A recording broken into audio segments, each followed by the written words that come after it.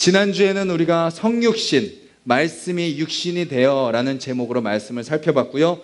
오늘은 두 번째입니다. 속죄입니다. 하나님과 화목하게 하시는 속죄라는 제목으로 같이 말씀을 나누도록 하겠습니다. 이 세상의 모든 것들은요, 하나님께서 창조하셨습니다. 믿으시나요? 네, 우리 사람, 자연, 만물, 그리고 뭐 이런 건물 이런 것들도 다 하나님이 창조하신 사람을 통해서 하나님이 만드신 거죠. 그렇게 창조된 모든 피조물들은요, 자기가 창조된 모습대로 살아갑니다. 혹시 개가요, 개처럼 개 월월하고 짖다가 야옹하는 소리를 들어본 적이 있으세요? 내가 월월은 이제 지겨워서 이제 고양이 소리가 너무 목소리가 이뻐, 그러니까 나도 저 고양이처럼 야옹해봐야지 하는 강아지 본 적이 있으세요? 개는 죽을 때까지 월월이죠. 그 다음 꽃이 잘 피다가 금년에는 좀 지쳐요. 꽃몽오리 피기도 지치고 막 사람들 구경 오는 것도 피곤해요. 그래서 이번에는 제가 안 피겠습니다 하는 꽃이 있을 수 있나요? 꽃은 하나님께서 창조된 대로 때가 되면 피었다 지게 됩니다. 내가 피기 싫다고 안 필 수가 없는 거죠. 네 발로 기어다니던 곰이 하늘의 새를 보고 나도 저 새처럼 날고 싶다 라고 생각을 할까요? 곰에게 새는 그저 먹지 못하는 먹이일 뿐이죠. 다 각자가 창조된 모습대로 사는 겁니다. 그런데요, 하나님이 만드신 피조물 중에 창조된 목적대로 살지 않는 존재가 한 존재가 있는데 바로 그 존재가 바로 저와 여러분들입니다. 사람이죠, 사람. 하나님이 우리를 어떻게 창조하셨나요? 창세기 1장 16절을 한번 띄워주시겠어요? 하나님이 이르시되 우리의 형상을 따라 우리의 모양대로 우리가 사람을 만들고 그들로 바다의 물고기와 하늘의 새와 가축과 온 땅과 땅에 기는 모든 것을 다스리게 하자. 여기에 하나님이 우리를 창조하신 두 가지 목적이 나옵니다. 첫 번째는 뭐예요? 형상 따라 살으라는 겁니다. 하나님처럼 살으라는 거죠. 하나님처럼 생각하고 하나님의 마음을 품고 하나님처럼 말하고 하나님처럼 행동하는 삶, 그것이 우리가 창조된 첫 번째 목적이요. 두 번째는 뭐죠? 다스리게 하자. 모든 만물을 다스리는 삶이죠. 모든 만물을 아름답게 가꾸는 삶입니다. 그리고 한 가지가 더 있습니다. 그 다음 페이지 한번 넘겨주시겠어요? 창세기 2장 20절에서 25절. 아담이 돕는 배필이 없으므로 아담이 이르되 이는 내 뼈 중에 뼈요 살 중에 살이라 둘이 한 몸을 이룰지로다. 자, 아까 첫 번째가 뭐였죠? 형상대로 사는 거. 두 번째는 만물을 다스리는 거. 세 번째는 뭐예요? 서로 돕고 사랑하는 겁니다. 이것이 하나님이 우리를 창조하신 목적이에요. 한번 일주일의 삶을 한번 돌아보시겠어요? 내 삶 속에 하나님의 형상대로 살아갔던 삶이 얼마나 있었나? 또 내가 얼마나 자연을, 또 만물을 아름답게 소중하게 대했나? 그리고 또 우리 가족들을, 우리 주변에 있는 사람들을 얼마나 존귀하게 여기고 얼마나 돕고 너는 내 뼈 중에 뼈요 살 중에 살이라, 너는 나와 똑같은 존재야 라고 생각하며 사랑하며 살았는지 한번 생각해 보셨으면 좋겠습니다. 참 돌아보면 어떻죠? 부끄럽죠? 하나님의 형상보다 그렇지 않은 모습이 더 많고요.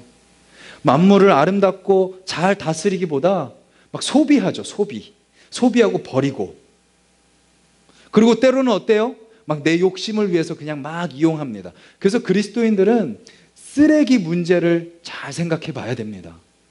자원 문제를 잘 생각해야 돼요. 하나님이 우리에게 주신 아름다운 자연이라면 우리는 결코 내 욕심대로 사고 버리고 먹고 버리고 그래서는 안 되는 거죠. 그리고 또 우리 가족들, 오늘 또 특별히 자녀들과 같이 예배를 드리는데 또 우리 부부가 또 같이 앉아 계시는 분들도 계시는데 정말 지난 한 주간 서로 돕는 역할을 잘 감당하셨나? 서로 사랑했나 돌아보면 참 부끄럽습니다. 그래서 때로는 사람을 향해서 뭐라 그래요? 짐승만도 못하다 하죠. 아까 뭐라 그랬어요? 짐승은 창조된 목적대로 살아요. 근데 사람은 그렇게 살지 못할 때가 많은 거죠. 하나님의 형상을 잃어버립니다. 다른 형상을 드러내며 사는 거죠. 사랑하는 사람에게 분노합니다. 그리고 흔히들 이제 술 마시면 뭐 된다 그래요?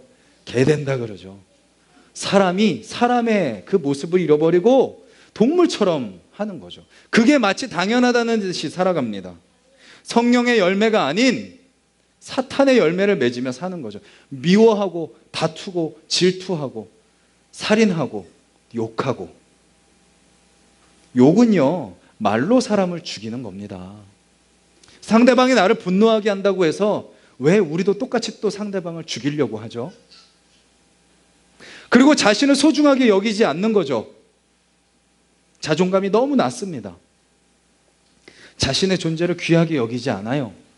그냥 막 함부로 대하는 거죠. 그러니 다른 사람도 소중하게 대하지 않는 거죠. 아까도 말씀드렸듯이 만물을 다스리지 않아요.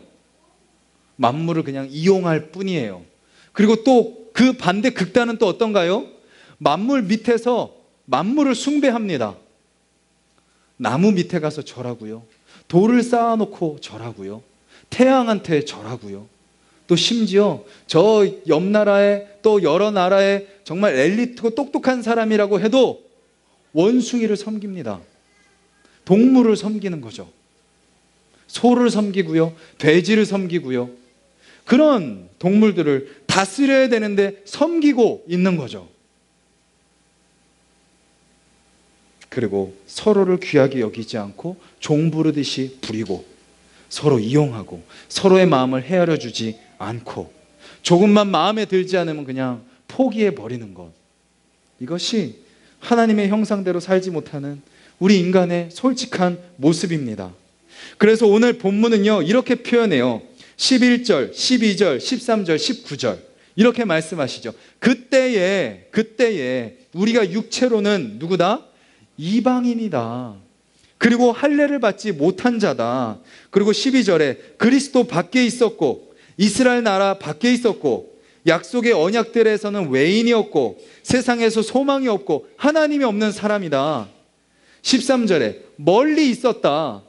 마지막 19절에 외인이고 나그네다. 즉 우리의 삶이 어떤 삶이었어요? 하나님과 상관없는 삶이었다라는 거죠. 세상을 한번 돌아보십시오. 우리도 잘하는 건 없지만 세상에 하나님 없이 살아가는 사람들의 모습을 보십시오. 지금 성경에 나오는 모습 그대로입니다. 하나님의 형상대로 살아야 된다는 생각이 없습니다. 만물을 다스린다는 생각이 없어요. 만물을 그냥 소비하는 거죠. 그리고 만물에 숭배하는 거죠. 그리고 왜 서로를 사랑하나요? 왜 내가 희생하나요? 그냥 서로 맞으면, 조건이 맞으면 그냥 살고 아니면 다른 사람 사귀면 되죠. 이것이 세상의 가치라는 거죠. 철저하게 하나님 없는 삶의 모습이 그렇다라는 것입니다. 근데 그런 우리를 하나님과 상관 있는 삶으로 바꿔주셨습니다. 그래서 우리가 이렇게 나와서 찬양하고 기도하고 예배를 드리는 거죠. 우리가 이 자리에 나와 있다는 것은요, 제가 여러 번 말씀드려요. 그냥 내 종교가 기독교라는 게 아니에요. 나는 이제부터 하나님과 상관 있는 사람입니다. 나는 이제부터 하나님과 함께하는 사람입니다. 내 삶은 하나님께 달려 있습니다 라고 고백하는 것이 바로 우리가 예배드리는 모습이다라는 거죠. 본문 또 동시에 13절, 14절, 15절, 16절, 17절 한번 눈으로 보시겠어요? 13절 보시면 하나님과 가까워졌어요. 멀리 있던 우리가 하나님께 가까이 가게 됐어요. 14절에 하나님과 우리 사이에 막힌 담이 무너졌습니다. 15절에 하나님과 우리가 화평하게 되었습니다. 16절에 화목하게 되었고 17절에 평안을 전해받았고 18절에 하나님께 나아갈 수 있게 되었습니다. 19절에 모든 성도들과 동일한 시민이 됐고 하나님의 권속, 하나님의 가족이 된 것이죠. 20절에 사도들과 선지자들의 터, 즉 말씀 위에 세워진 자들이 되었고, 21절, 22절 서로 연결되어 성전이 되었다라고 말하고 있는 거죠. 즉 요약하면 하나님과 화목하게 되었다라고 성경은 이야기하고 있습니다. 자, 우리 이 자리에 계신 부모님들께 한번 제가 질문을 한 가지 드리겠습니다. 이 질문에 대답하시면 선물이 있습니다. 봉투가 있습니다. 네, 봉투가 뭐가 들었는지는 모르겠지만 봉투가 있습니다. 네, 자, 우리 가족에게 바라는 단 한 가지가 있다면, 여러 가지가 있겠지만요, 우리 가족에게 바라는 단 한 가지가 있다면 무엇인가요? 그거 한번 대답해 보실 수 있는 부모님.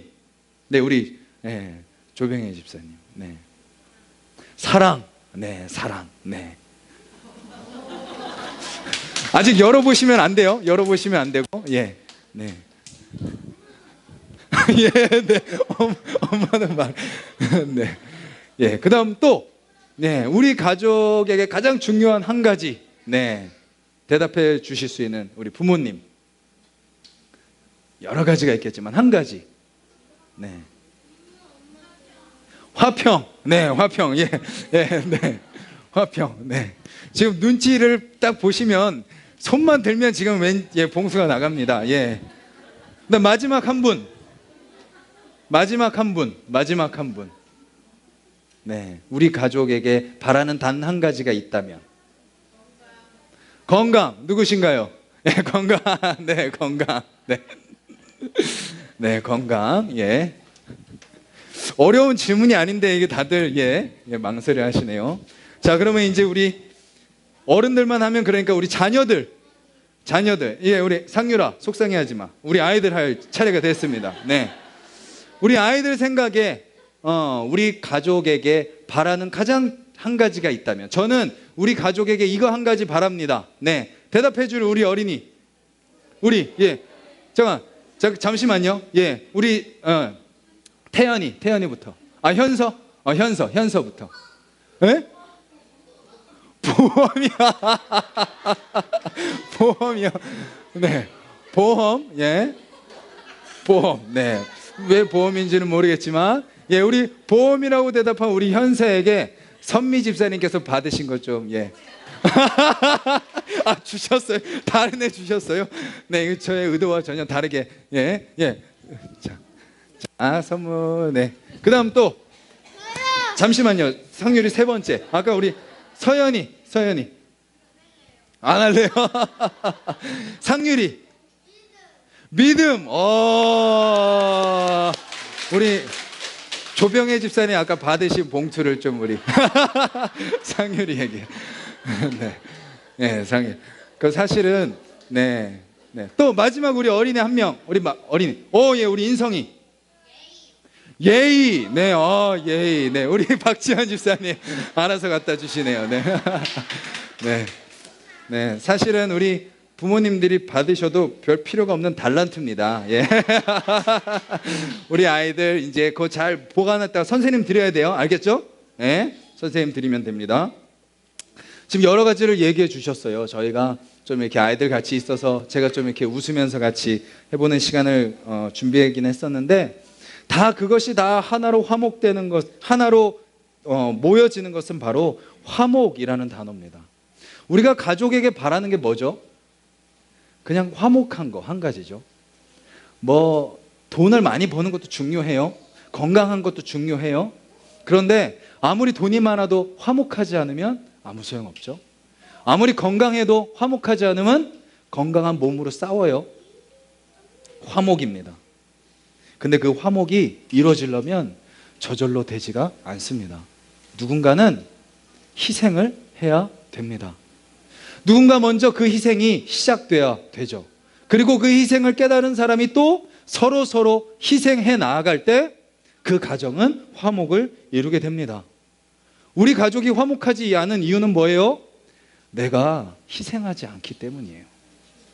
지금 떠오르는 그 사람이 희생하지 않기 때문이 아니라 내가 희생하지 않기 때문인 거죠. 계속해서 평행선을 달리는 겁니다. 그러니 화목이 이루어지지 않는 거죠. 부부 간에, 아빠와 아들 간에, 시어머니와 며느리 간에, 또 요즘에는 장모님과 사위 간에 이 평행선을 달리는 거예요. 그러니 화목이 경험되지 않는 거죠. 그런 화목이 깨어진 그 공동체 가운데 세상은 무엇을 대답합니까? 네가 잘못했으니까 네가 대가를 치러라고 이야기합니다. 네가 잘못했으니까 네가 노력해 라고 이야기하는 거죠. 그래서 이 성경이 읽혀지던 그 시대에 바리새인들이라는 사람들은요, 무지 열심히 노력했습니다. 율법 조항이 성경에 있는 것보다도 더 많이 확장시켜가지고 그것을 일일이 다 지켰어요. 이 율법을 지키면 우리가 화목해질 수 있을 거야. 하나님과 화목해지고 서로 화목해질 수 있을 거야 라고 생각하고 무지 열심히 율법을 지켰습니다. 그래서 그들은 도덕주의로 무장했죠. 율법주의로 무장했죠. 그런데 문제는 뭐예요? 그 율법으로 무장해서 서로를 정죄하고 서로를 죽이게 됩니다. 그리고 결국 예수님도 죽였죠. 그런데 예수님이 오셔서 우리에게 알려주신 방법은 뭐예요? 네가 열심히 노력해서 화목을 이루는 게 아니야. 그것은 밖에서 안으로 들어오는 것이 아니라 네 안에서부터 시작되는 거야 라고 말씀하고 계십니다. 로마서 14장 17절을 보면요, 이런 말씀이 있습니다. 하나님의 나라는 먹는 것과 마시는 것이 아니요 오직 성령 안에 있는 의와 평강과 희락이라 라고 말씀하시죠. 율법과 할례와 전통이 아니에요. 바리새인들은요, 먹는 것 마시는 것도 다 정해놨어요. 먹으면 되는 것, 안 되는 것 다 철저하게 지켰어요. 근데 하나님은 뭐라고 말씀하세요? 그게 아니야 라고 말씀하시는 거죠. 뭐에서부터 시작된다고 말씀하세요? 육신의 노력이 아니라 성령의 역사에서 시작된다라고 말씀하시는 거죠. 행동의 변화가 아니라 너의 마음의 변화, 영혼의 변화에서 화목은 시작되는 거야 라고 말씀하고 계십니다. 그럼 그 화목은 우리에게 어떻게 주어졌나요? 제가 설문조사 결과를 하나 들려드릴게요. 이런 설문조사를 2252명을 대상으로 했다고 합니다. 직장에서 함께 일하고 싶은 리더는, 여기 혹시 리더가 계시다면 잘 이게 생각해 보셨으면 좋겠어요. 1등, 이 46%가 나왔어요. 인품이 훌륭한 리더. 이건 참 시대가 지나도 바뀌지 않는 것 같아요. 성품이 좋은 리더. 그 다음 2등 23%가 스마트한 리더. 그러니까 좀 지적으로 좀 준비가 돼 있고 좀 이렇게 체계적이고 그런 리더죠.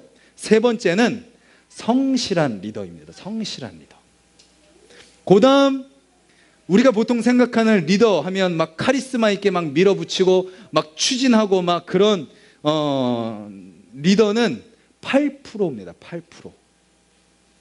그러니까 뭐예요? 지금 이 시대의 사람들이 원하는 리더는 성품, 어떤 그런 지적인 부분, 성실함. 이건 변하지 않는 그런 것들을 추구하고 있죠. 그러면 좋은 리더는 누굴까요? 1등은 소통이 원활한 리더입니다. 상하 간의 소통. 그 다음 두 번째는 성장의 기회를 주는 리더. 업무를 잘하는 리더는 8%예요. 8%.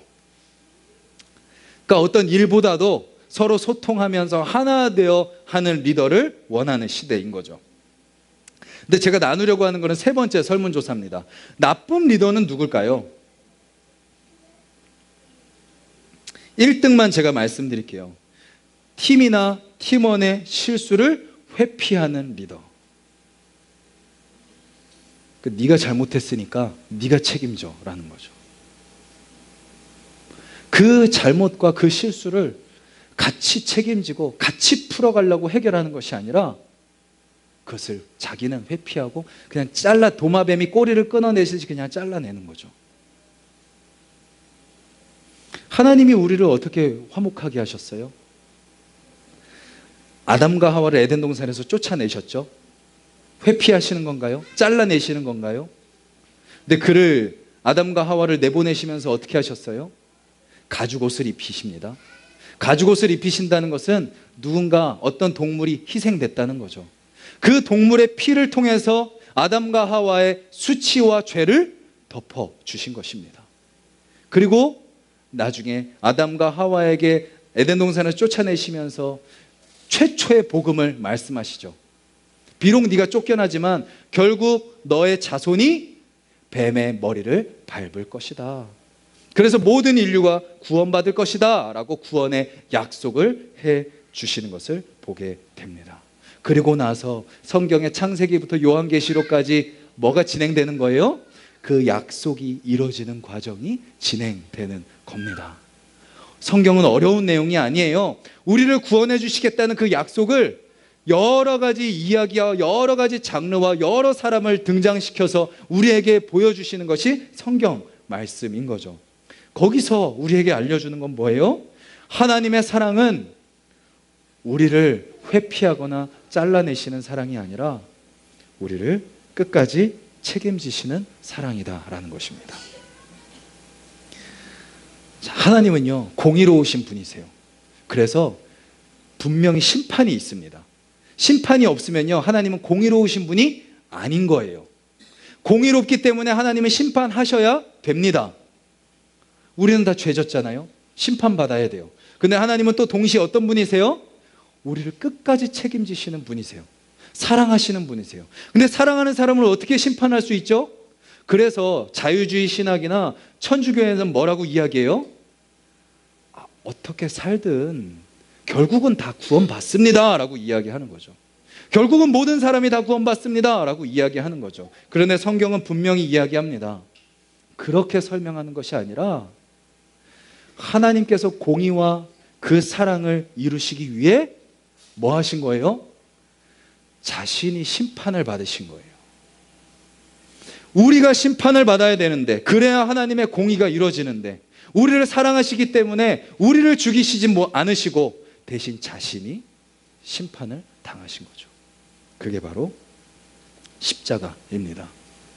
하나님의 공의와 하나님의 사랑이 동시에 성취된 곳, 그것이 바로 십자가인 것이죠. 십자가는 그저 우리가 목걸이로 매달고 다니고 그냥 벽에 걸어놓고 그냥 좋은 거라고 생각하고 끝나는 것이 아니라 우리에게 우리의 삶을, 우리의 존재를 다시 창조의 목적대로 되돌려 준 그 역사가 바로 십자가인 것이죠.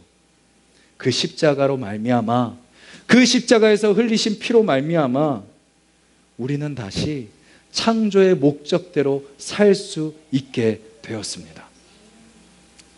우리가 열심히 노력한다고 되는 게 아니에요. 주님이 십자가에 달려 죽으셨기 때문에 우리가 그렇게 살 수 있게 된 겁니다. 그래서 우리는 서로 비교할 필요도 없어요. 누가 더 잘하고 못하고 그것이 중요한 게 아닙니다. 다 하나님이 각자의 경륜 속에서 하나님의 창조의 목적대로 살아가도록 인도하고 계신 거죠. 그래서 우리를 그렇게 화목하게 하신 결과는 무엇인가요? 하나님의 창조 목적대로 살아가는 삶은 무엇인가요? 오늘 본문에 4가지를 이야기해요. 하나님이 우리와 함께 하신다라는 거. 하나님의 창조 목적대로 살아가는 삶은 우리의 삶 속에 함께 하시는 하나님을 경험하는 겁니다. 그리고 2번째는 그 함께 하시는 하나님이 우리에게 주시는 평안을 누리는 겁니다. 내가 불안합니까? 염려가 있나요? 나와 함께 하시는 하나님을 기억하지 못하는 겁니다. 다시 그 하나님 앞에 엎드리십시오. 말씀을 피세요. 기도하세요. 주님을 부르세요. 찬양을 부르세요. 그 순간 주님은 다시 우리 마음 가운데 무엇을 주시는 거예요? 평안을 주시는 겁니다. 나의 신앙의 연륜과 나의 믿음의 정도와 상관없이 우리는 그 순간 나와 함께 하시는 주님을 찾을 때 주님이 주시는 평안을 누릴 수 있는 거죠. 그리고 3번째는 아까 말씀처럼 사도들과 선지자들의 터 위에 세워주신다고 하셨죠?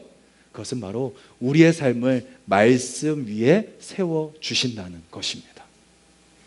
반석 위에 집을 지은 사람, 마태복음 예수님의 말씀 기억나시죠? 모래 위에 집을 지어서 바람이 불고 비바람이 칠 때 그냥 무너지는 사람이 아니라 말씀 위에 집을 짓는 사람은 반석 위에 집을 지은 사람처럼 어떤 상황과 환경이 와도 흔들리지 않게 된다라는 것입니다. 그것이 하나님의 창조 목적대로 살아가는 삶의 모습인 거죠.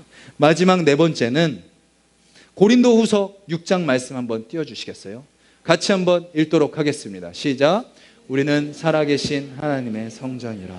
이와 같이 하나님께서 이르시되 내가 그들 가운데 거하며 두루 행하여 나는 그들의 하나님이 되고 그들은 나의 백성이 되리라. 내가 너희를 영접하여 너희에게 아버지가 되고 너희는 내게 자녀가 되리라. 아멘. 하나님의 창조 목적대로 살아가는 사람은 내가 누군 줄 아는 거예요? 하나님의 성전인 줄 아는 겁니다. 하나님의 성전에서는 어떤 일이 일어나나요? 하나님을 예배합니다. 죄사하는 제사가 이루어지죠. 거기 들어오는 사람들은 거룩해지는 겁니다. 즉 우리의 모든 삶이 여기 말씀 나오는 것처럼 하나님을 예배하는 삶이 되는 것이고요, 나를 만나는 사람들 또한 나를 통해서 주님을 예배하고 주님과 함께 거룩한 자녀로 변화되게 된다라는 것입니다. 새로운 일주일 또 저희들에게 시작됩니다. 각자 여러 가지 맡겨진 일들 분주하고 열심히 살아가실 터인데 그 안에서 우리가 어떤 모습으로 살아가야 될지 잘 생각해 보셨으면 좋겠어요. 짐승만도 못한 삶을 사시겠습니까? 아니면 정말 인간다운 삶을 사시겠습니까? 우리를 창조하신 그 모습을 우리 마음속에 새기고 주님 그렇게 살 수 있도록 깨어 저를 인도하여 주시옵소서, 깨어있게 하여 주시옵소서 기도하며 진정 하나님의 자녀로 살아가는 저와 여러분들 되시기를 간절히 소망합니다.